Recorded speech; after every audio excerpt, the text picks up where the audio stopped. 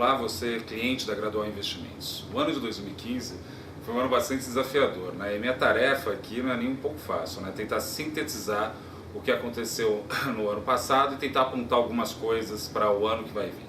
Bem, a primeira coisa que a gente pode falar, né, e tem que reconhecer isso do ano de 2015, é que na verdade o ano de 2014 não acabou, né? O que a gente viu ao longo desse ano de 2015, um ano que não existiu, né, por assim dizer, foi uma situação muito difícil do ponto de vista político. A crise no Brasil, né, e eu tenho falado isso, outros economistas também têm colocado essa questão, é muito mais um problema político que propriamente econômico. Por que disso? Vamos pegar o ajuste fiscal, por exemplo. O ajuste fiscal ele teria que ser feito mais no médio e no longo prazo no Brasil. Só que o médio e longo prazo é uma deliberação política. Na verdade, são os políticos que constroem através de projetos, consensos, um projeto de país, esse futuro. Como esse futuro sumiu por conta de uma briga política muito intensa, sobrou para o ministro da Fazenda fazer todos os cortes no curto prazo. Teve que fazer o ajuste do preço escalativo no curto prazo, tudo o mais rápido possível. Isso daí criou uma situação bastante difícil. Para começar, só para falar da parte fiscal, como o médio e longo prazo sumiu, o ministro Levi teve que cortar tudo no curto prazo, que gerou um problema bem sério para investimento, coisas do tipo. Em relação a, por exemplo, a inflação, muitos preços estavam fora do lugar, né? Eram dois conjuntos de preços que estavam fora do lugar. De um lado você tinha os administrados com livres, que estavam uma diferença muito grande, porque o governo segurou os administrados, em grande medida, a verdade é essa. Então eles liberaram dos administrados de uma vez só. Isso já deu um choque na inflação muito grande e muito rápido, na verdade. Mais do que isso, você teve simultaneamente uma desvalorização do real e aí de 60%. Tudo isso em conjunto criou uma situação muito difícil para a política monetária. Com uma inflação mais alta, o Banco Central teve que subir os juros. Subindo os juros, diminuiu mais ainda a atividade econômica, o que gerou um problema ainda maior. Então isso tudo por conta de uma incapacidade de gestão política do Brasil, né? Essa questão do cenário político ganha um peso muito grande. Para ter uma ideia, né, o Brasil está num processo de ajuste, com ajuste recessivo, né? Então, a boa notícia, como geralmente brinco, e às vezes é uma brincadeira sem graça essa, que a boa notícia é que está ruim. Por quê? Porque justamente para controlar a inflação, a gente vai ter que controlar a inflação de serviços, né? Jogando ela para baixo. Para jogar ela para baixo, eu tenho que criar uma recessão, uma desaceleração econômica de tal forma que o desemprego suba. Na hora que o desemprego sobe, o salário para, na hora que o salário para, vem a inflação e acaba corroendo isso e acaba segurando a inflação dos serviços. Então, é um ajuste muito ruim que estava acontecendo, mas está acontecendo esse ajuste. E mais do que isso, a gente tem um processo também de câmbio que subiu bastante. Tudo isso em conjunto pode ajudar a gente a ter algumas variáveis no lugar para 2016. 2016 vai ser um ano muito difícil também, mas no seguinte sentido: a crise política tem que ser resolvida e logo. Uma vez isso resolvida, eu acho que a gente tem mais do que condições para o Brasil avançar. O Brasil está barato sobre vários aspectos, e mais do que isso, a gente tem mercado consumidor e muita coisa boa para fazer. Então a minha mensagem de fim de ano para pensar no investimento é: pode ficar pessimista com o Brasil se quiser, eu acho que é um pouco exagero, mas lembre-se, tenha em mente que o Brasil está entrando no radar cada vez mais do investidor estrangeiro, e isso daí é importante, porque o que eu não quero de jeito nenhum é que a gente venda barato o Brasil e lá na frente fique mais caro. Então minha mensagem nesse final de ano é um pouco de esperança, né? E no sentido de que a gente pode construir, eu tenho certeza que depois de todos esses ajustes a gente vai ter um Brasil ainda bem melhor.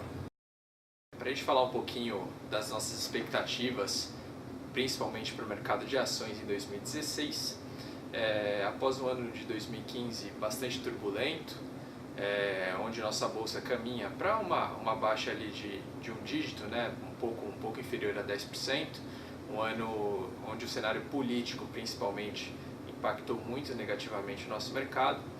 Porém, para 2016 eu acredito que o cenário já está um pouco mais claro, principalmente no lado econômico.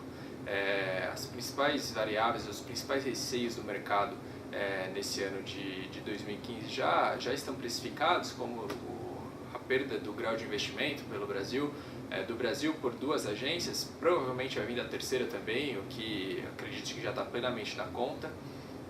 Além disso, nós tivemos também a primeira elevação da taxa de juros dos Estados Unidos desde 2006, então é outro fator também que trazia muito receio.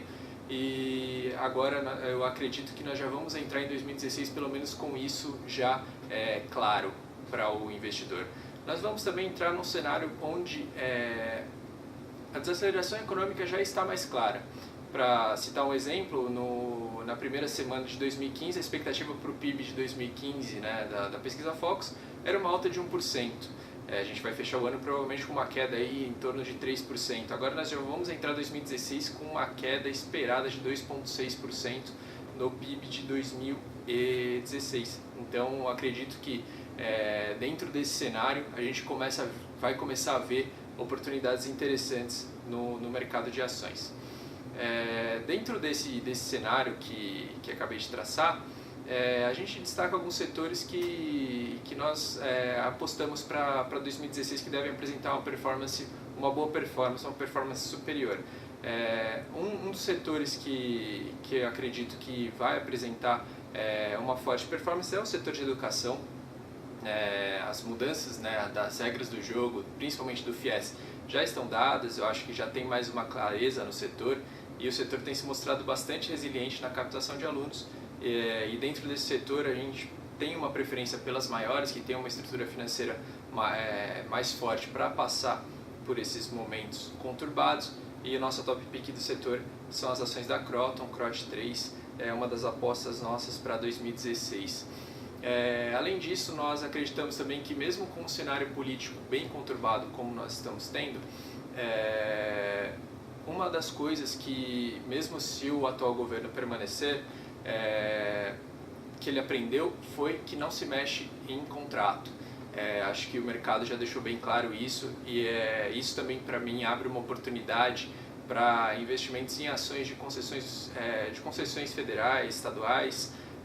Dentro desse cenário também nós temos uma recomendação que são as ações da Triunfo, TPIS 3, que tem apresentado uma performance fraca no ano, porém a companhia tem múltiplos atrativos, tem ativos bem resilientes e também com mais previsibilidade de fluxo de caixa.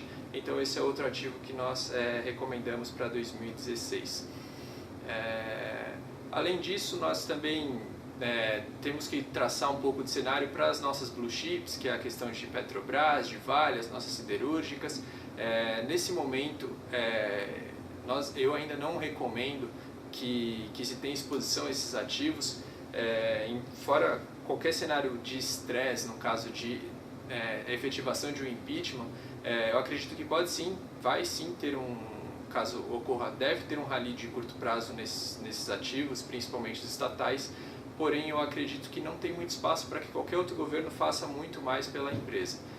A companhia já um dos principais fatores, que é a questão de subsídios de gasolina, né, de vender aqui mais barato do que é vendido lá fora.